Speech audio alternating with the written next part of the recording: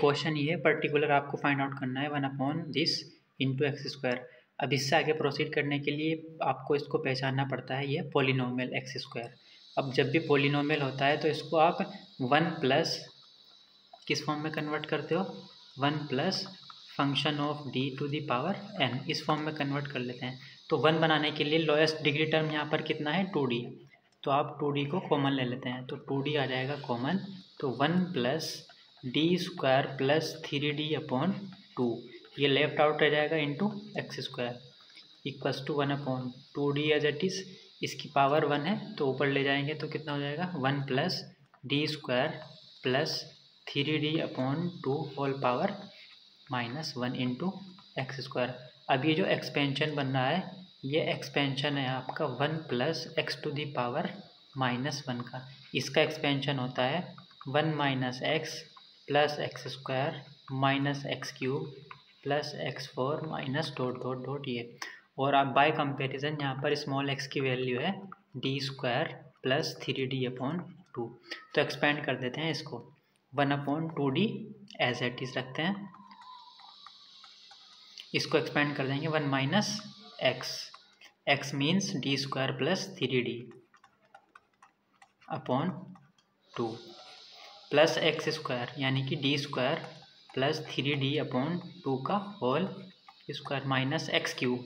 जब आप इसका एक्स क्यूब करोगे तो उसके हर एक टर्म में डी क्यूब का टर्म आएगा, और डी क्यूब को जब आप एक्स स्क्वायर पर ऑपरेट करोगे तो वो 0 हो जाएगा। तो इसके आगे के टर्म लिखने की आपको ज़रूरत नहीं है, क्योंकि जो टर्म आएंगे उनमें या तो डी क्यूब या फिर डी की पावर 3 से ज़्यादा ही होगी। डी क्यूब का मतलब 3 बार इसका डेरिवेटिव, जब इसको 3 टाइम डिफ्रेंशिएट करोगे तो वो 0 हो जाएंगे। तो उस पावर को लिखने की आपको ज़रूरत नहीं है। अब इनको ऑपरेट करा देते हैं, 1/2d एज इट इज़, 1 की मल्टीप्लाई करेंगे एक्स स्क्वायर माइनस 1/2 कॉन्स्टेंट है, D square plus 3d x square में ऑपरेट हो जाएगा, प्लस यहाँ से 1/4 आ जाएगा बाहर, और a प्लस बी का होल स्क्वायर ओपन करते हैं, that means d4 plus 9d square plus 6d cube, यह आ जाएगा, और एक्स स्क्वायर ऑपरेट होगा, एक्स स्क्वायर पर ऑपरेट हो जाएगा ये, ठीक है। इसमें मल्टीप्लाई की, इसमें और इसमें, बाकी टर्म क्या हो गए हैं आपके यहाँ 0।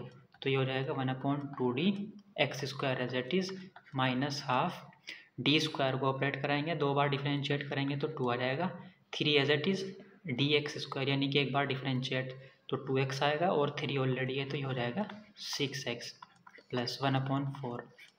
d4 को इस पर ऑपरेट करेंगे तो 4 बार डेरिवेटिव 0, 9 डी स्क्वायर का मतलब 2 बार डिफ्रेंशिएशन तो 2 आएगा, 9 एज इट इज़ तो दैट मीन्स 18 हो जाएगा।